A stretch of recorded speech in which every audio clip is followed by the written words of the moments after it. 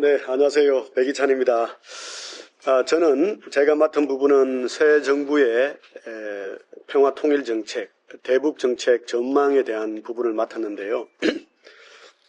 이제 한 20일, 한 보름, 20일 정도 남았나요? 있으면은 6월 3일 선거에 의해서 새로운 정부가 출범을 합니다.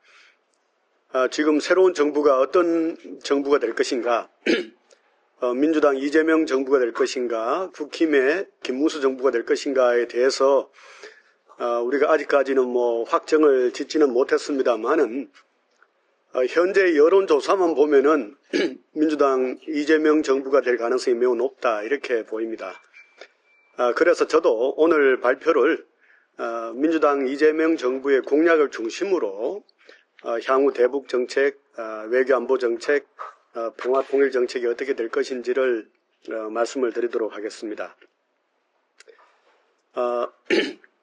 제가 이번에 대선을 이제 겪으면서 사실은 지난 한 30년, 40년 동안 대선을 아주 많이 겪었는데 올해처럼 북한 문제, 남북관계가 이렇게 이슈가 없는 적은 없었던 것 같아요. 이렇게 남북관계, 북한 문제, 북핵 문제가 조용하게 넘어가는 적은 없었던 것 같아요.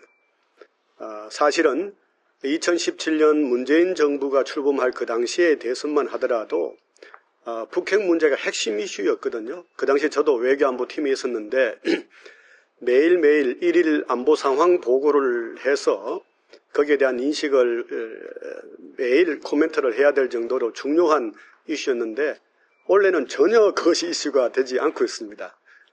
그리고 후보들도 사실은 북한 문제를 거의 이슈화하려고 하지 않고요. 공약에서도 사실은 북한 문제가 상당히 줄어들어가 있습니다. 제가 이번에 분석을 해보니까 김문수 후보는 전체 10대 공약 중에서 북한 문제, 북핵과 관련된 그 공약이 10번째로 나와 있어요. 10번째 나와 있고요. 이재명 후보는 4번째로 나와 있는데 이재명 후보의 10대 공약 중 4번째 나와 있는 그 공약은 북핵 문제가 핵심이 아니에요. 제가 앞에 여러분 자료집에 나오는 것처럼 보면은 세계 질서 변화에 실용적으로 대처하는 외교 안보 강국을 만들겠습니다. 이렇게 되어 있습니다. 그러니까 북핵 문제가 중심이 아니죠. 국제 질서가 근본적으로 바뀌고 있고 여기에 대해서 어떻게 대처할 것인가 이렇게 되어 있습니다. 그러나 김문수 후보의 10대 공약 중에서 10번째인 그 외교안보에 관한 공약을 보면은 북핵을 이기는 힘 튼튼한 국가 안보라고 해서 북핵 문제를 핵심에 놓고 있습니다.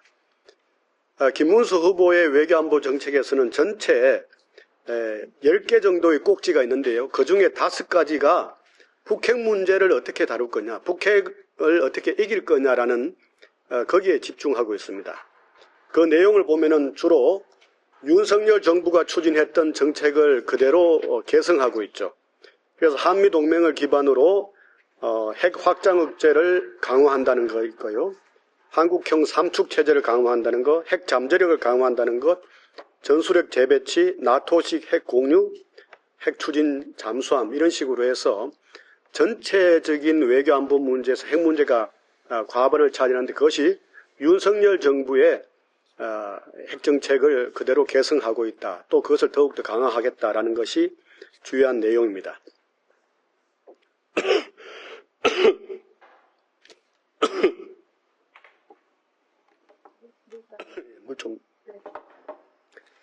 거기에 비해서 이재명 후보는 10대 공약 중에서 이 반 이상이 지금 벌어지고 있는 이른바 이 통상 문제, 관세 문제, 그리고 대외 경제 정책의 문제에 집중하고 있어요.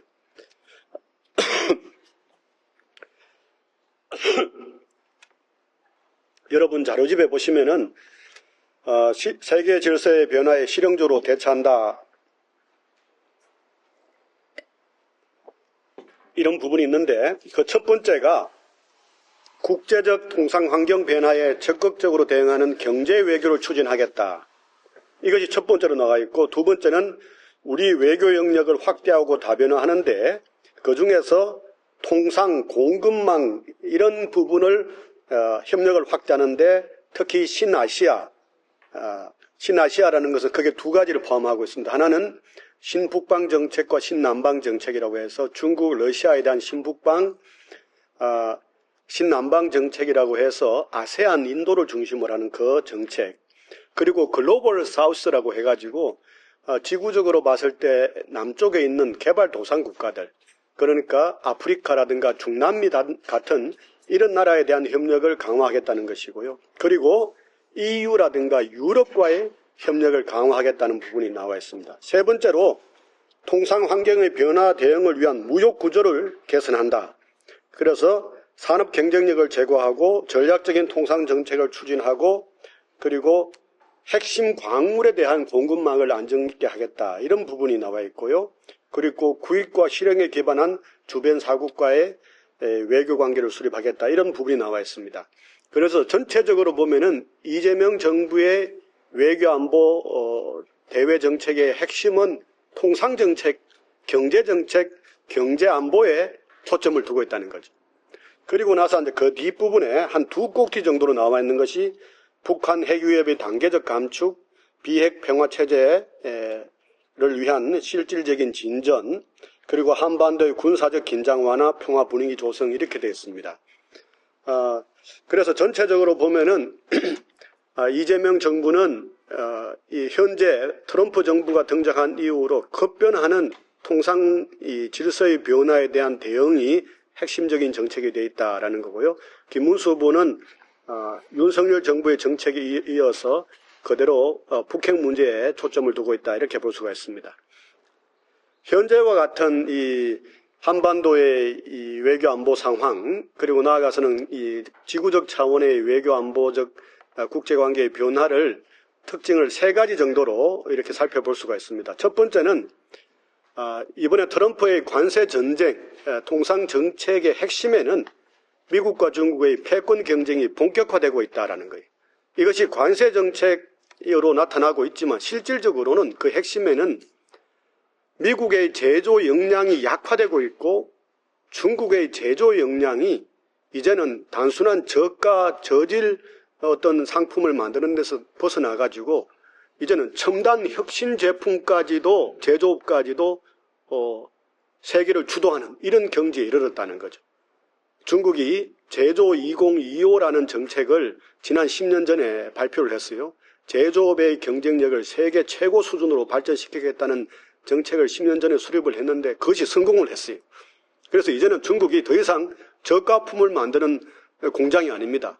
지금 벌써 중국의 제조 역량이 한국을 뛰어넘은 수준이 됐고요. 일본도 뛰어넘고 있고 이제는 유일하게 미국의 첨단 제조 역량 정도가 남아있는데 그 외의 부분은 거의 다 지금 세계적으로 탑 티어라고 할 수 있는 그런 정도에 이르렀다는 거죠. 지금 우리나라도 모든 면에서 중국의 제조 역량에 추격을 받아 지금 추월되고 있는 이런 상황이다라는 거죠. 이것이 미중 패권 경쟁의 관세 정책으로 표현되는 것의 핵심에 있다. 여기에 대해서 어떻게 대응할 것인가? 이것이 사실은 트럼프 1기 정부부터 해서 바이든 정부, 지금 트럼프 2기 정부까지 핵심적인 고민이다라는 것이고요. 두 번째, 오늘날의 이 한반도 평화 또는 국제적인 질서의 핵심에는 러시아의 우크라이나 침공이 있어요. 러시아가 우크라이나를 침공해 들어감으로써 사실은 1945년 이후로 만들어진 유엔이라는 체제가 붕괴가 돼버렸어요. 유엔 안보리 체제가 붕괴가 돼가지고 이제 유엔이 거의 유명무실해졌어요. 유엔 안보리가 무슨 결의안을 낼 수가 없어요. 옛날 같으면은 이렇게 다른 나라가 침공을 하면은 유엔 안보리가 결의안을 내가지고 거기에 대해서 제재를 하고 이러는데 이제는 안보리의 상임이사국인 이른바 넘버 2가 직접 침공에 들어가니까 유엔 안보리가 이제는 유명무실한 존재가 되어버렸고 국제 질서가 전체적으로 해체되고 있다는 거죠. 그 속에서 러시아와 중국이 더욱더 밀접하게 결합이 되어 있죠. 최근에 2차 대전 성전 기념일 때 시진핑이 앉아 러시아를 방문해서 푸틴하고 정상회담했던 것도 그거고요. 또 이 과정에서 북한군이 우크라이나, 러시아에 파병이 되어가지고 북한과 러시아가 긴밀한 동맹관계, 군사 동맹관계를 회복을 했다는 것이죠. 이렇게 됨으로써 이제 중요한 것은 북한이 이른바 서방, 미국이라든가 남한이라든가 또는 일본이라든가 이 서방 세계가 없이도 독자적으로 러시아와 중국과의 협력을 통해서만 살아갈 수 있는 구조가 확립이 됐다는 것. 옛날처럼 이제 더 이상 미국과의 관계, 남한과의 관계 여기에 목을 매지 않아요. 자체적으로 이른바 고난의 행군의 후유증을 극복을 했고 나아가서는 러시아와 중국과의 협력을 통해서 살 길을 찾을 수 있게 되었다라는 것. 그것의 가장 대표적인 상징적인 이 사건이 뭐냐 하면은 두만강가의 기존에는 낮은 선봉과 핫산 지역에 철도만이 연결되어 있었어요. 지난 80년 동안 철도만 연결되어 있었는데 제가 옛날에 청와대 동북아 비서관 할 때 이 러시아를 통한 북한을 통한 러시아와의 협력을 위해서 그 두만강에 이 도로를 개설해야 된다는 이야기를 많이 했거든요. 그런데 드디어 20년이 지난 지금 이 북한의 선봉 낮은 하산 지역과 하산 지역에 도로가 개설되고 있어요. 자동차 도로가. 러시아의 자본에 의해서 며칠 전에 착공식이 열렸고 이것이 아주 조만간 완성이 된다고 그래요. 그렇게 하게 되면은 이제 러시아와 북한 사이에는 철도만이 아니라 도로를 통해서도 활발한 경제 협력이 가능해지는 이런 상황이 되었죠. 그리고 지금 압록강가에 신압록대교라는 것이 벌써 오래전에 완성이 되어 있었어요. 그런데 북한이 개통을 시키질 않았어요. 그런데 최근에 위성 사진을 보면은 이제 북한 신의주 쪽에 쇠관을 설치하는 이런 작업이 이루어지고 있고 그 쇠관이 완성되면은 조만간 신압록대교도 개통이 된다. 그렇게 되면은 이제 북한과 중국 간의 경제 협력도 더욱더 긴밀해질 가능성이 있죠. 자, 이것은 무엇을 의미하느냐 하면은 아까 말씀드린 것처럼 북한이 굳이 남한과의 경제 협력이 없어도 미국과의 관계 회복이 안 되더라도 러시아와 중국 그리고 기타 여러 나라 국가의 이 협력을 통해서도 자기들의 경제적 어려움이라든가 또는 정치적 군사적 위협을 극복할 수 있는 그런 조건이 국제적으로 형성되고 있다는 게 두 번째죠. 세 번째는 김정은이 발표했던 적대적 두 국가론 2023년 이후로 공식화되었죠. 이것이 결국은 여전히 앞으로도 5년간 유지된다라는 거예요. 북한의 김정은은 적대적 두 국가다라고 이야기하면서 이 북한과 남한 사이에 이른바 협력이라든가 통일이라든가 이런 것들을 모두 다 없애는 이런 작업을 했죠. 남북관계가 완전히 단절되었죠. 그래서 저는 사실은 이재명 정부가 들어서더라도 문재인 정부가 사실은 하노이 정상회담이 결렬된 이후로 3년 정도간 남북관계가 단절되어 있었거든요. 2020년부터. 그와 비슷한 양상으로 사실은 이재명 정부에서도 갈 가능성이 매우 높다 이렇게 봅니다. 이것을 바꾸지 않은 한은 상황의 변화가 별로 쉽지 않다는 것이고요. 그런 상태에서 북한은 최근에 트럼프 대통령이 선거 기간에서도 이야기했고 집권하고 나서도 계속적으로 이야기하는 것처럼 북한은 뉴클리어 파워다라는 이야기를 했잖아요. 북한이 실질적으로 핵을 무장한 국가다. 이런 이야기를 하기 때문에 이제는 북한이 핵을 갖고 있다는 것은 전 세계적으로 기정사실화되고 있다는 것. 그래서 제가 조금 이따가 이야기하겠습니다만은 한반도 비핵화라는 또는 북한 비핵화라는 그동안 지난 30년 동안 1991년 한반도 비핵화 공동선언 이후로 한 30년 이상 유지되어 온 남북관계 또는 국제적인 북한에 대한 이런 여러 가지 비핵화 노선이라는 것이 사실은 실질적인 어떤 힘을 가지기가 힘든 그런 것일 수가 있다. 이렇게 볼 수 있습니다. 이 세 가지 조건을 가지고 이재명 새로운 정부 또는 민주당 정부가 들어선다면은 남북관계 또는 외교안보 통일정책이 어떻게 될지를 한번 조금 더 구체적으로 살펴보도록 하겠습니다. 여러분 자료를 보면 이제 이 전체적인 후보 10대 공약 중에 외교안보에 대한 네 번째 공약의 이행 방법이 이제 앞에 나와 있죠. 아까 말씀드린 것처럼 국제적 통상 환경 변화에 적극 대응하는 경제 외교를 추진한다라는 건데요. 여기서 이제 첫째가 나오는 것이 뭐냐 하면은 G20, G7을 통한 글로벌 현안에 대해서 적극 참여한다라는 거예요. 사실은 우리가 G20이라는 데서는 그동안 우리가 멤버로 참여했기 때문에 뭐 지금도 계속적으로 참여하는 건 문제가 없습니다만은 G7은 우리가 멤버가 아니에요. G7이라는 이 서방에서 가장 잘 사는 국가들의 모임에 우리가 참여를 하려면은 거기에서 가장 조금 반대하는 나라가 일본이에요.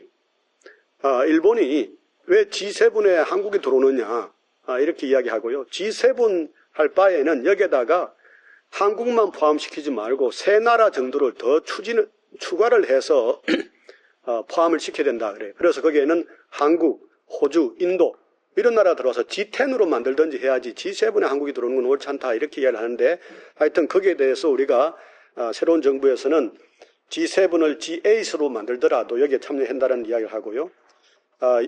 원래 있는 APEC, 경주 APEC 회담에 대한 정상회담에 대한 역량을 강화해야 된다는 이야기를 했고 경제 안보가 매우 중요해졌습니다. 이제는 아까 말씀드린 것처럼 2001년 WTO 체제가 출범한 이후로 사실은 20여 년 동안은 뭐 조금 더 우리가 길게 보면은 1990년대 냉전의 종신된 이후 30년 동안 세계는 자유무역 체제로 굴러왔는데 이게 지금은 보호무역주의로 다 돌아가고 있어요. 미국도 벌써 관세를 때리면서 보호무역주의로 가고 있고 EU도 사실은 지금 보호무역으로 갈 가능성이 매우 높아지고 있고 이렇게 되면서 보호무역주의로 가고 있는데 이렇게 되면서 우리는 원료를 확보하는 문제, 수출 그리고 부품을 확보하는 문제, 나아가서는 수출의 판로를 확보하는 문제까지 이전과는 다른 이 경제 문제를 안보 문제에 준할 정도로 매우 중시할 수밖에 없는 그런 상황이 되었다라는 것. 자, 이렇게 되어서 지금 문제가 뭐냐 하면은 오늘날의 이 관세 정책의 핵심에 미국 중심으로 트럼프는 이제 미국의 일종의 보호무역주의를 통해서 고립주의를 하면서 미국의 시장을 가능하면은 문턱을 높여가지고 미국에 수출할 기업들은 다 미국 내에 제조업 공장을 지으라고 하고 있어요. 여기서 그러니까 미국 내에 있는 제조업을 짓는 공장과 경쟁이 안 되도록 만들려고 하는 걸 하고 있죠.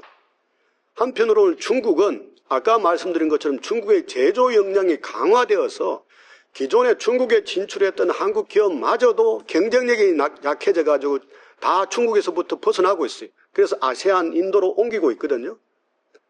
그리고 EU는 또 EU 중심으로 나름대로는 보호무역주의로 갈 가능성이 높아요.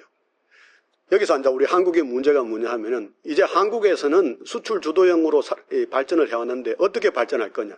어디에 우리 한국의 물건을 팔 거냐. 그리고 우리의 경쟁력을 어떻게 높일 거냐. 중국에 대비해서.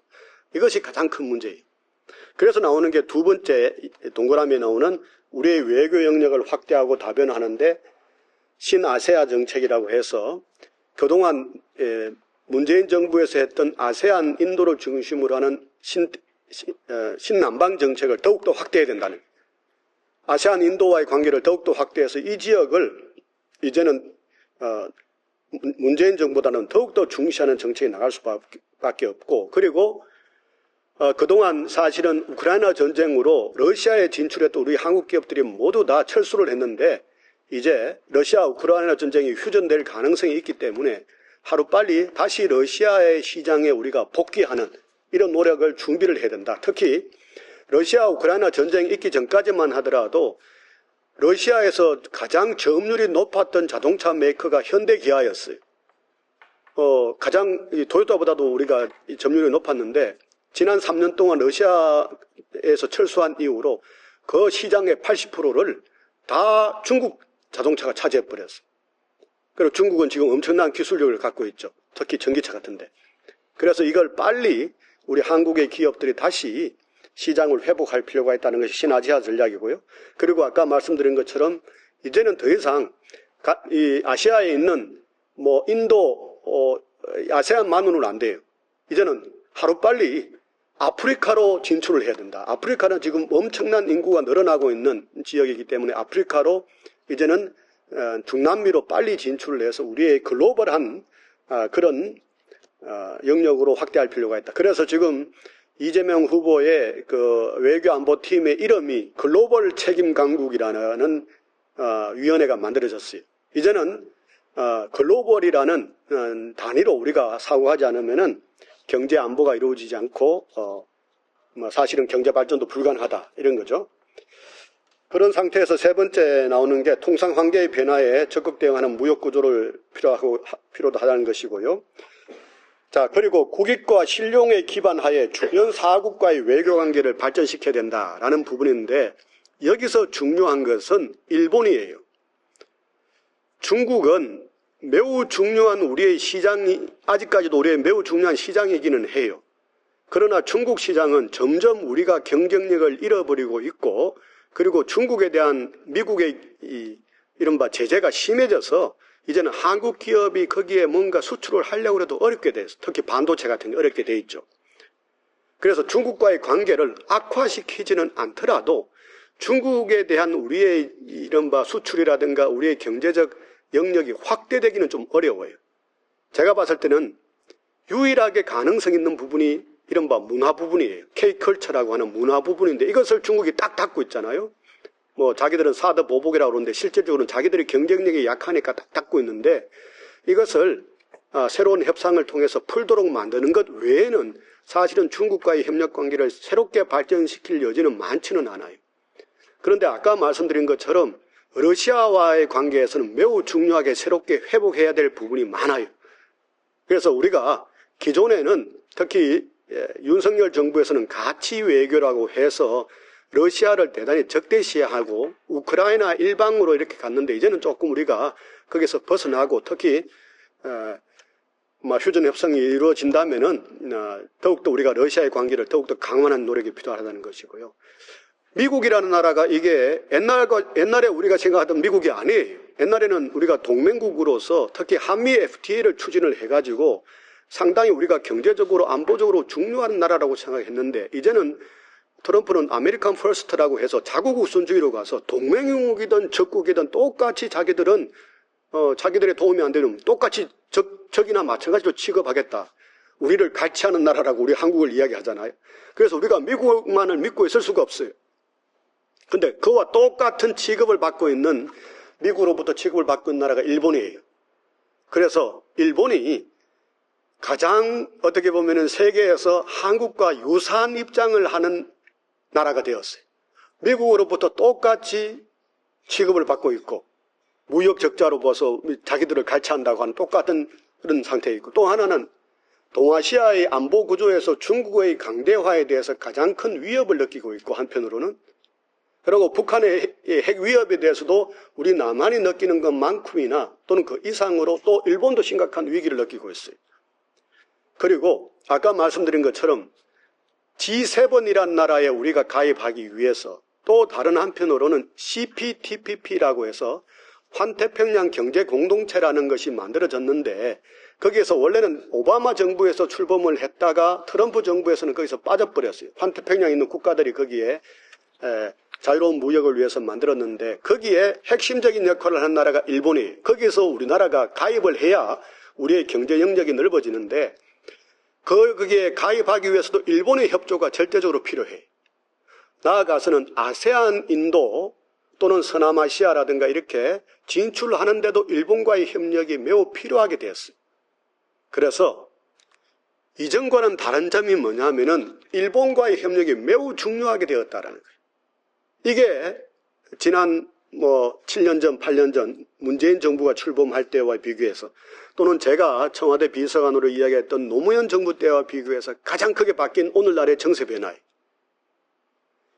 일본에 대한 그리고 또 한편으로 일본은 20년 전에 비해서는 너무나 약한 나라가 되었어요. 20년 전만 하더라도 노무현 정부 때만 하더라도 세계 2위의 경제 강국이었어요. 중국보다도 훨씬 경제력이 강력했죠. 근데 지금 일본은 세계 3위, 조만간 세계 4위로 떨어질 거라는 이야기를 하거든. 최근에는 벌써 독일보다도 약해졌다는 이야기가 있는데요. 그리고 거기에 비해서 우리 한국은 지난 3년 전부터 일본의 1인당 GDP를 뛰어넘었어요. 역사상 있을 수 없는 일이 일어났죠.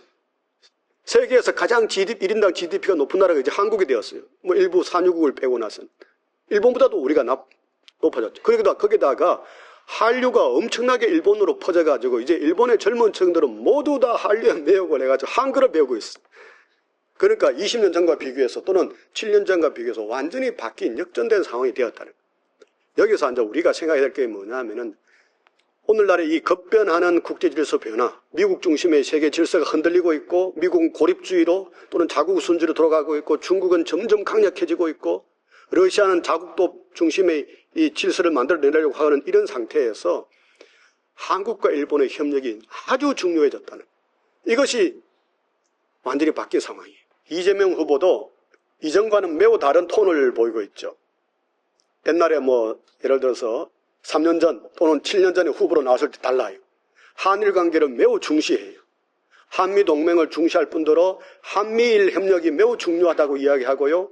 그리고 지금 이재명 후보의 참모진에서 대부분 일치하고 있는 것이 한일 협력을 새로운 단계로 발전시켜야 된다, 이렇게 이야기했어요. 얼마 전에 대한상공회의소하고 이제 주요 경제 5단체와 이재명 후보가 미팅을 했는데, 그때 최태원 회장이 그런 말을 했어요. 한일 간의 경제 협력 관계를 EU처럼 만들어야 된다. 유럽연합처럼 만들어야 된다. 유럽연합에서 독일과 프랑스가 그렇게 보면은 무비즈로 하면서 여러 가지 협력을 하고 있잖아요. 그런 것처럼 한일 간의 경제 협력을 EU처럼 만들어야 된다, 이렇게 이야기했는데, 이재명 후보가 전적으로 동의한다, 이렇게 이야기했어요. 저는 한때 그런 생각을 했습니다. 옛날에 한 30년 전에 제가 일본에서 1년간 공부를 했는데, 그때만 하더라도 일본은 세계에서 가장 잘 나갈 때였거든요. 미국을 추월한다고 할 때였어요. 그때 저는 그런 생각이 들더라고요. 우리 한국 사람의 독특한 기질이 일본을 유일하게 두려워하지 않는 나라가 한국 사람이라고 그랬거든요. 옛날부터. 일본이 잘 나가는데도 일본을 유일하게 두려워하지 않는 나라가 한국 사람이라고 그랬는데, 저는 그래서 앞으로는 우리가 100년 전처럼 우리가 일본을 두려워해서 계속 일본한테 뭔가 먹힌다, 식민지가 된다, 이런 두려워하지 않아야 된다라는 생각이 지금 좀 들더라고요.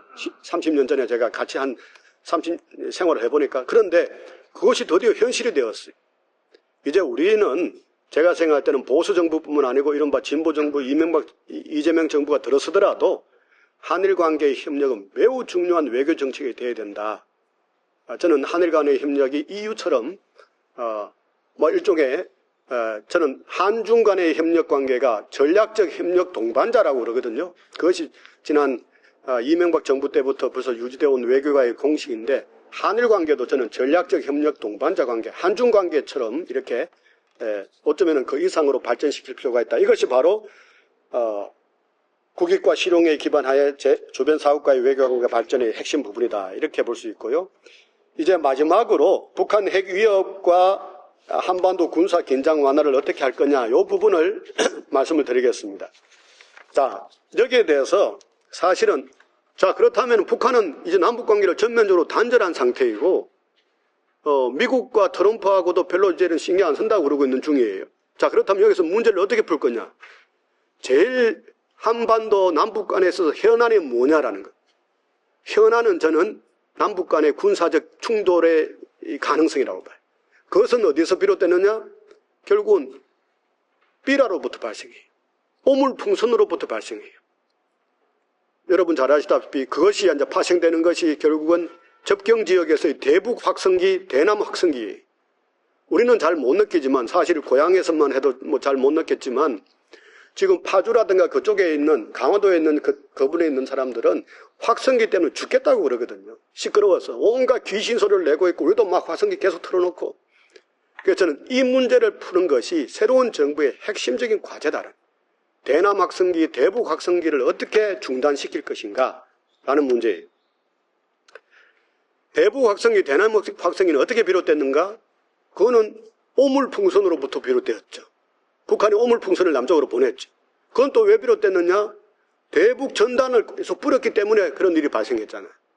대북 전단 이 문제는 복잡한 문제가 돼버렸어요. 이것이 표현의 자유라고 해서 헌법재판소에서 표현의 자유라고, 그래서 이 법률이 대북 전단을 금지시키는 법률이 위헌 판정을 받아서 이게 곤란하게 되었어요. 저는 이 문제를 새롭게 우리가 검토해야 된다고 봐요. 대북 전단 문제는 안보 문제가 되기 때문에 안보 문제에 있어서 결국은 이 표현의 자유 문제에 대해서 유보 조항을 어떻게 해석할 거냐, 새롭게 저는 만들어낼 거냐가 매우 중요한 문제라고 봐요. 이 문제를 풀지 않고는 저는 남북관계는 한 발자국도 앞으로 못 나간다고. 대북 전단의 문제, 오물풍선의 문제, 확성기 문제부터 풀어나갔는데 저는 이것이 핵심이라고 봐요. 지금은 어떻게 보면은 핵 문제보다도 더 중요한 문제가 저는 이 문제라고 봐요.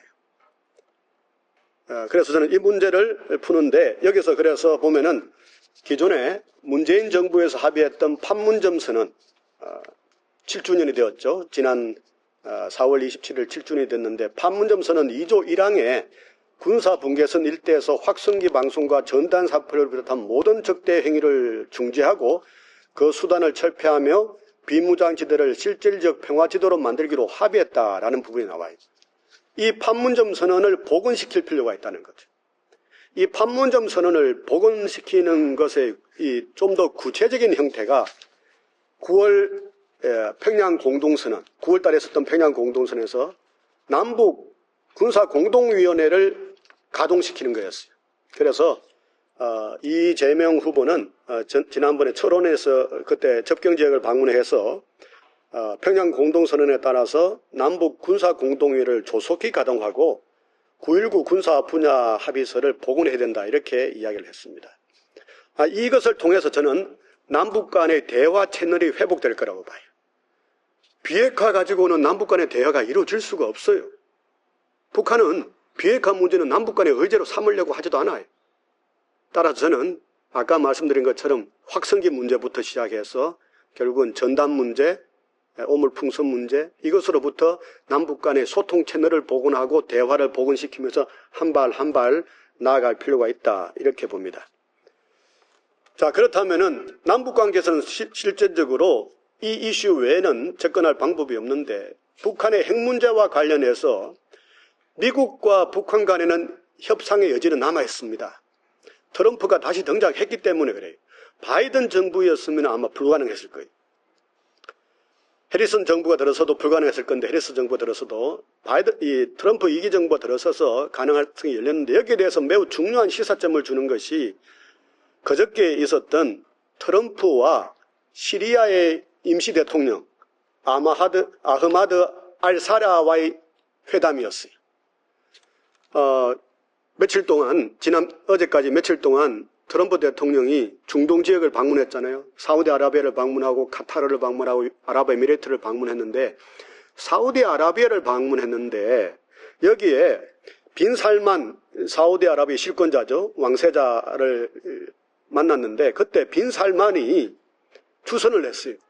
터키의 에르도안 대통령도 추선을 해가지고 시리아하고 가까운 나라가 빈 살만 사우디 그리고 에르도안 터키 대통령이었죠. 그래서 이 사람 두 사람이 추선을 해가지고 이 아흐마드 알사라는 미국에 의해서 현상금이 수십억 원이 붙은 사람이었어요. 뭐 한 140억인가 이렇게 현상금이 붙은 사람을 이 임시 대통령이 된 사람인데 독재자를 몰아내고 임시 대통령이 된 사람 이 사람을 그 사우디아라비아에 데리고 와서 정상회담을 시켜줬어요. 트럼프하고 알사라의 정상회담을 시켜줬죠. 그러면서 했던 말 그때 나왔던 게 뭐냐면 트럼프가 그동안 뭐 거의 한 20년 동안 시리아에 제재를 했는데 이 제재를 풀겠다 그랬어요. 제재를 해제한다 그랬어요. 그리고 시리아와 이스라엘이 국교를 수립하도록 적극적으로 추진하면 좋겠다고 이야기했어요. 그리고 거기에 대해서 또 시리아의 이 알사라 임시 대통령은 미국의 자본이 시리아에 들어와서 시리아의 석유와 가스를 개발했으면 좋겠다 이렇게 이야기했어요. 그래서 앞으로 미국과 시리아는 관계를 정상화한다고, 국교를 정상화한다고 이렇게 이야기했어요. 저는 이것이 매우 중요한 앞으로 미국과 북한 관계에 대한 하나의 시사점이 될 수 있다고 봐요. 아마도 트럼프는 여전히 뭐 후보 선거 때부터 이야기했고 지난 대통령 당선 이후로도 이야기를 했다시피 자기 임기 중에 그대로 갈 것 같지는 않아요. 북한을 그대로 내버려 두고 갈 것 같지는 않아요. 그래서 시리아와의 관계 이런 것을 풀고 또 한편으로는 지금 우크라이나의 휴전협정에도 자기가 뭔가 주도적인 역할을 하려고 하기 때문에 북한과의 관계를 풀려고 할 거라고 봐요. 그때 그 방법은 아마도 하노이 정상회담에서 합의하려고 했던 그 수준일 가능성이 높아요. 더 이상 북한이 핵무력을 증강하거나 핵 프로그램을 가동시키지 않는 선에서 이른바 북한에 대한 제재를 해제하고 그리고 미국과 북한의 관계를 정상화해서 국교급 대사급 외교 관계를 수립하는 데까지 갈 가능성이 저는 있다고 봐요. 여기서 한국이 어떤 역할을 할 거냐?